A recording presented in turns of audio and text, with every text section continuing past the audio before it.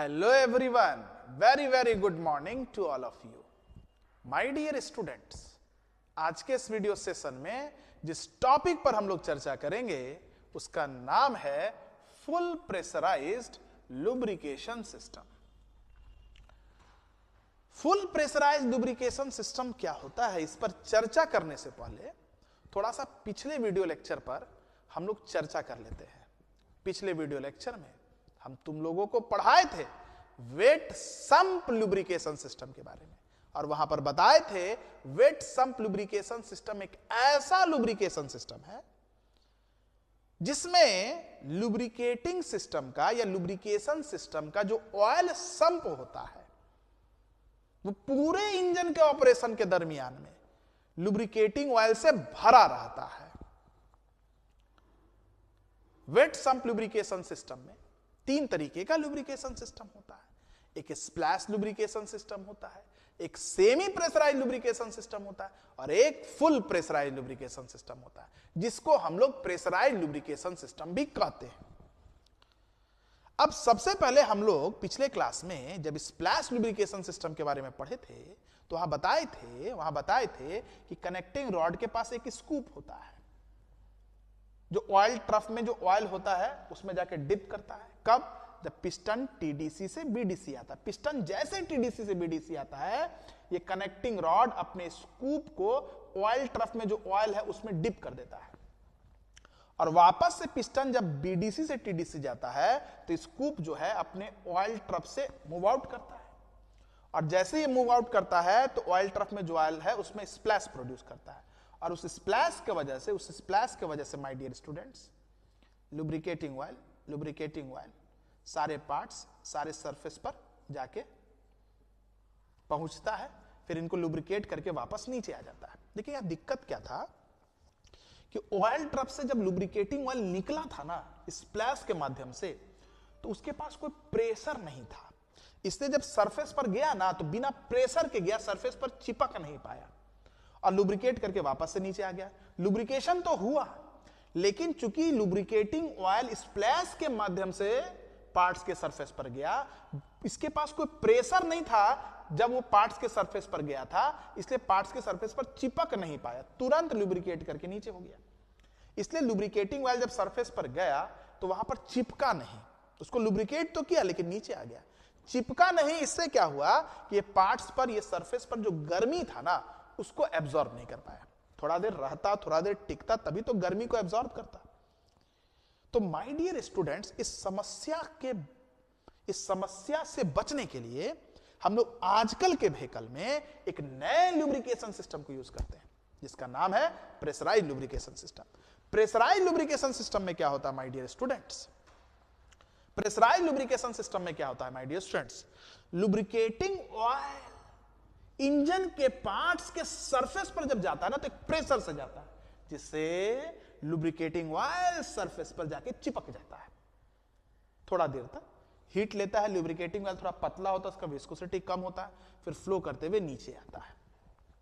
तो यहां भी my dear students lubricating oil lubricate करने के बाद वापस से संप में आ जाता है, इसलिए यह भी एक वेट संप लुब्रिकेशन सिस्टम ही है। लेकिन इस सिस्टम में यह देखने को मिलता है कि लुब्रिकेटिंग ऑयल जब इंजन के पार्ट्स पर जाता है तो एक प्रेशर पर जाता है, और वो प्रेशर 1 एटमॉस्फेरिक प्रेशर से ज्यादा होता है।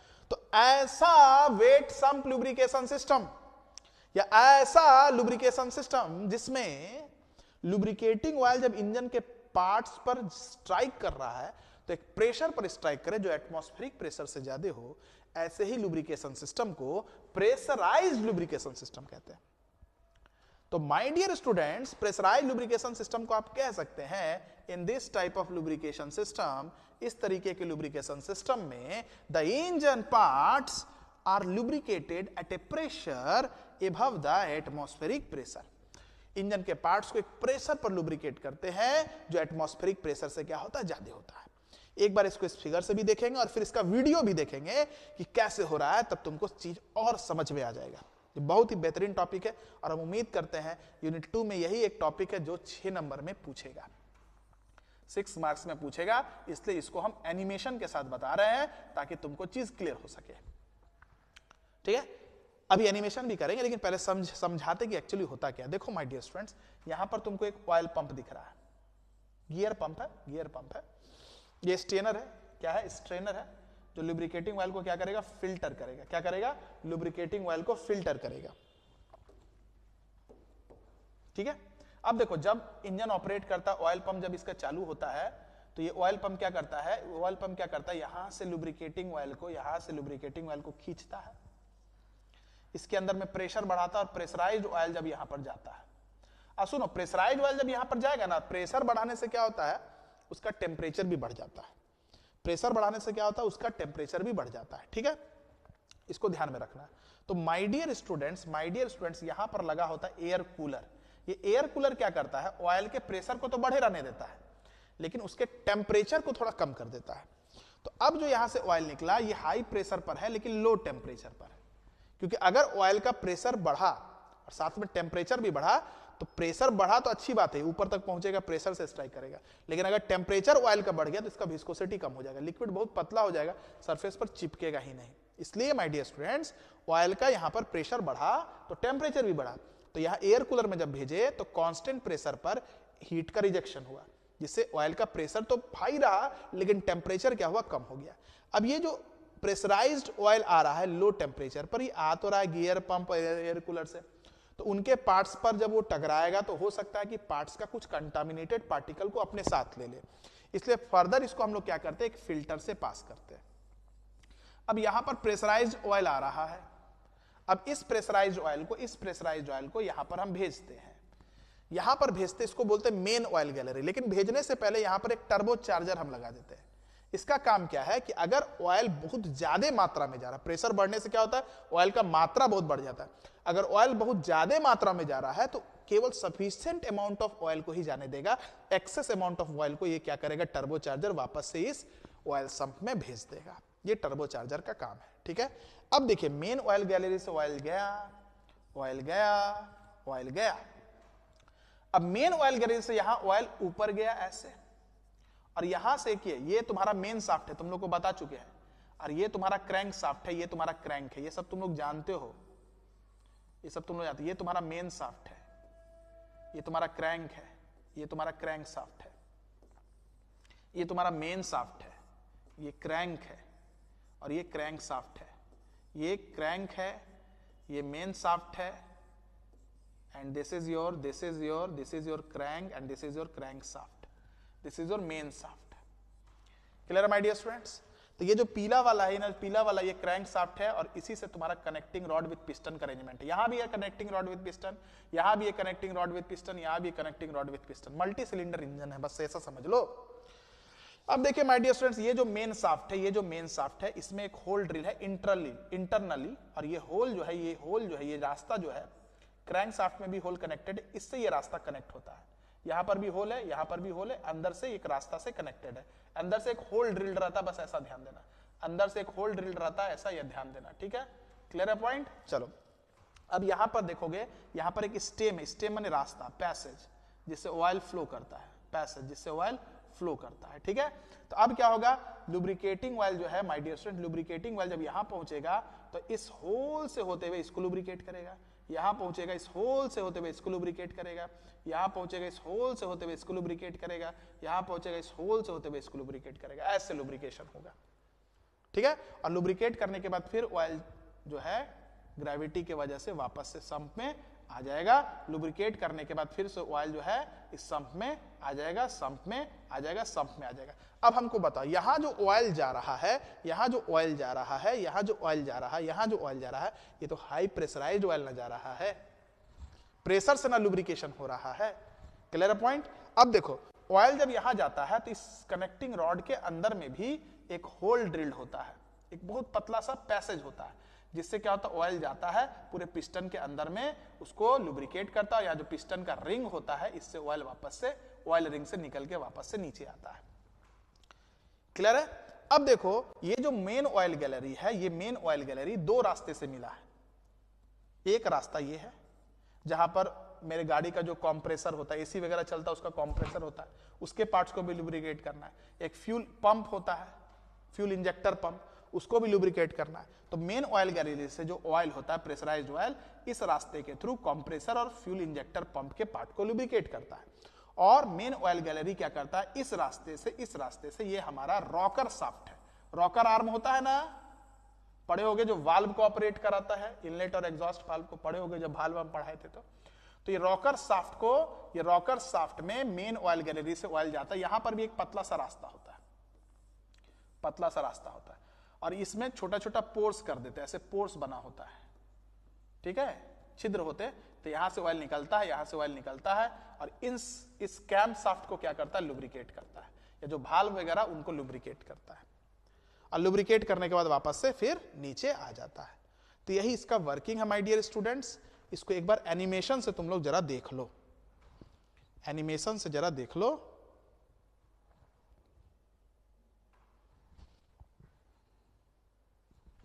देख लो इसको एनिमेशन से एक बार तुम लोग देख लो, चीज और बढ़िया तरीके से समझ में आएगा।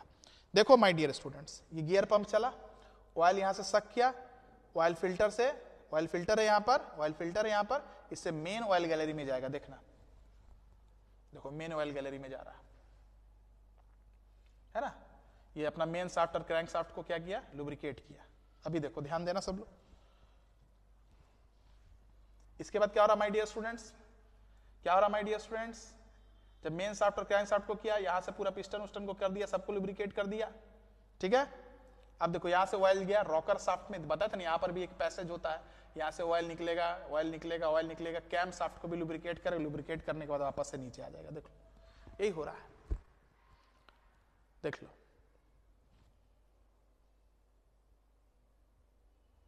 तो हम उम्मीद करते हैं कि चीज तुम लोग को समझ में आ गया होगा, ठीक है। अगर चीज तुम लोग को समझ में आ गया है तो एक बार पढ़ के फिर से हम लोग समझ लेते हैं, कहानी खत्म हो जाएगा। चलो कंस्ट्रक्शन, सबसे पहले इसके कंस्ट्रक्शन की पार्ट्स पर हम लोग ध्यान देंगे माय डियर स्टूडेंट्स। देखो यही तुम्हारा कंस्ट्रक्शन का फिगर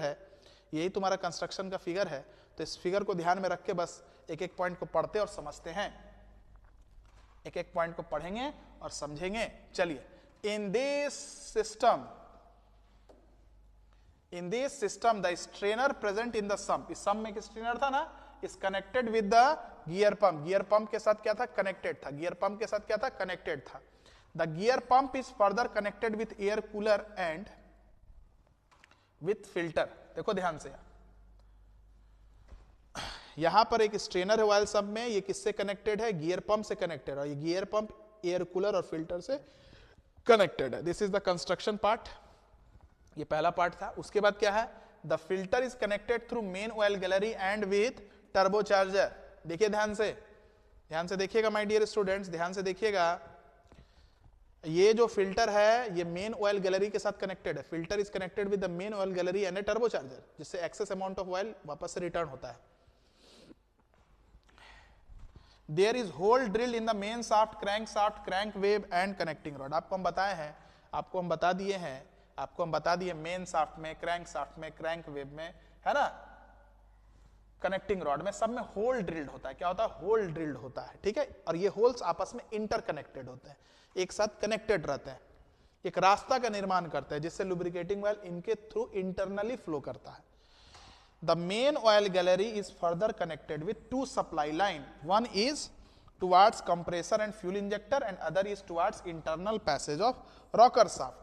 ये बात कर रहा है कि मेन ऑयल गैलरी दो रास्ते से कनेक्टेड है, दो सप्लाई लाइन से कनेक्टेड है। एक सप्लाई लाइन जो है कंप्रेसर और फ्यूल इंजेक्टर की तरफ है, और एक सप्लाई लाइन जो है रॉकर आर्म के इंटरनल पैसेज के थ्रू कनेक्टेड है,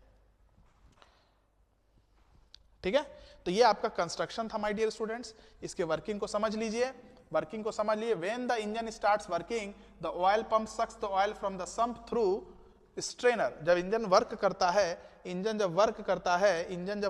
है माय डियर स्टूडेंट्स, तो ये ऑयल पंप जो है स्ट्रेनर के माध्यम से ऑयल को सक करता है, उसके प्रेशर को बढ़ाता है। इसके बाद in the oil pump the oil pressure is increased.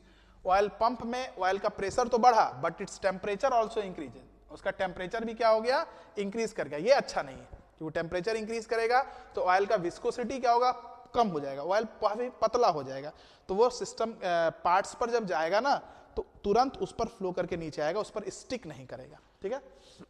So this oil is pass through air cooler, इसलिए इस ऑयल को हम लोग एयर कूलर से पास करते हैं, where it is cooled down, जहां उसको ठंडा करते हैं, while the maintaining its pressure, लेकिन उसके प्रेशर को मेंटेन करते हुए। Now this pressurised oil is pass through main oil gallery, अब इस प्रेशराइज्ड ऑयल को माय डियर स्टूडेंट्स, इस प्रेशराइज्ड ऑयल को जब एयर कूलर से निकाल लिए हैं तब मेन ऑयल गैलरी से पास कराते हैं, ठीक है। And excess of oil is return back to sump through turbocharger, और एक्सेस अत्यधिक मात्रा में जो ऑयल होगा वो टर्बोचार्जर से वापस नीचे लौट जाता है। Through main oil gallery this oil circulates to the holes and lubricates the crankshaft, crank web, main shaft, connecting rod, piston and piston ring. Main oil gallery से जो ऑयल जाएगा वो होल्स के माध्यम से क्रैंक शाफ्ट को, crank web को, main shaft को, कनेक्टिंग रॉड को, पिस्टन और पिस्टन रिंग को लुब्रिकेट करता है ना।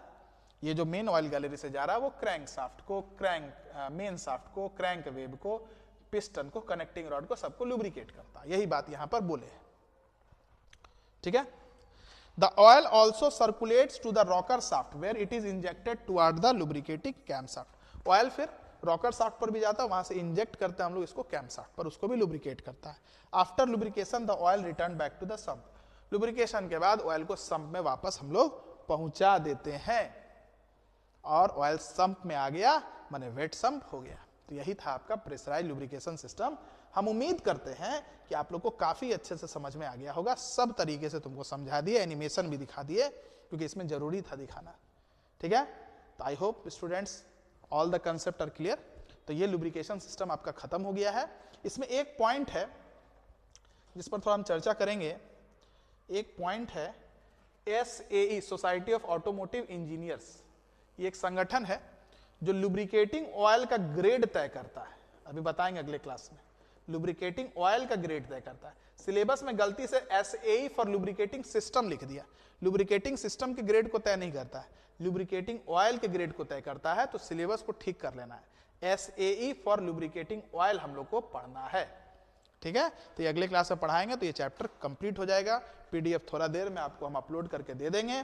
उसके बाद यूनिट 2 में एक टॉपिक रह जाएगा फ्यूल फीड सिस्टम का, जिसमें आप लोग कार्बोरेटर, बहुत सारा टॉपिक पढ़ चुके हैं, कार्बोरेटर और मल्टीपंप फ्यूल इंजेक्टर आप लोग पढ़ चुके हैं। तो जो पढ़ लिए हैं उसका वीडियो पढ़ चुके हैं, रोशन सर के द्वारा आप लोग पढ़े हैं, ये मल्टीपंप फ्यूल इंजेक्टर ये पढ़े हैं, तो रोशन सर का वीडियो हम आपको भेज देंगे, वही सेम कंटेंट आपको फिर से पढ़ना है। जो इसमें टॉपिक रह गया है फ्यूल फीड सिस्टम में उसको हम बता देंगे, ठीक है। तो इसमें 2 वीडियो लेक्चर मेरा अलग से आएगा, जिसमें सारा टॉपिक को हम कंप्लीट कर लेंगे, कवर कर लेंगे। बाकी सर का 3 वीडियो लेक्चर आएगा, तो 5 लेक्चर इस पर भी कंप्लीट हो जाएगा। तो बहुत जल्दी, मतलब 1-2 दिन में यूनिट 2 आपका हम समाप्त कर देंगे, ठीक है। मतलब मान के चलो 3 का वीडियो तो बन गया, उसका कंटेंट बना हुआ, एक बार हमको डिजिटल बोर्ड पर समझाना है, ठीक है। और यूनिट नंबर 4 का भी वही है, और 3-4 तो कंप्लीट है, तुम लोग को दे भी दिए, पढ़ भी लोगे, लेकिन एक बार डिजिटल बोर्ड पर हम एनिमेशन के साथ तुमको बता देंगे, तो कंसेप्ट और क्लियर होगा। कंटेंट बिल्कुल नहीं बदलेगा, जो रिकॉर्डेड में है वही डिजिटल बोर्ड पर भी रहेगा, ठीक है। और इसके बाद my dear students last topic जो है आपका, उसका वीडियो हम आपको बना के देंगे। तो कोशिश ये करेंगे कि जनवरी लास्ट तक या फरवरी 10 तक हम आपको ऑटोमोबाइल का सारा टॉपिक कवर करके दे दें, ठीक है। इसके बाद हम 5 दिन का समय लेंगे, 5 डेज का समय लेंगे RAC का जो रिमेनिंग टॉपिक है उसको कवर करने के लिए। बहुत होगा तो 15 फरवरी तक जाएगा, और उसके बाद जो मेरा समय है, आपका एग्जाम 1 अप्रैल के बाद ही होगा, अभी तो रिजल्ट भी नहीं आया है। उसके बाद जो 1.5 महीने का वक्त है, लगभग 45 दिन का, तो इसमें हम लोग क्या करेंगे, मेरा जो ओपन इलेक्टिव का पेपर है उसका वीडियो दे देंगे, है ना। डेली एक वीडियो भी देंगे, तो 30-35 वीडियो का तो सिलेबस ही ओपन इलेक्टिव का, तो बहुत जल्दी, मतलब अप्रैल के पहले ही हम आपको खत्म करके दे देंगे, ठीक है। बाकी पेपर तो आपको हम जनवरी या फरवरी तक में कंप्लीट कर देंगे, ठीक है। तो चलिए स्टूडेंट्स, इस लेक्चर के लिए इतना ही रखते हैं। आप लोग बिल्कुल स्ट्रेटेजी के हिसाब से चलिएगा, मतलब मेरे हिसाब से चलिएगा, बिल्कुल घबराइएगा नहीं, पैनिक नहीं कीजिएगा, सब अपने समय पर होगा, क्योंकि हम आप लोगों के साथ हैं, ठीक है। चलिए students, keep watching us, keep learning our content. जय मैकेनिकल।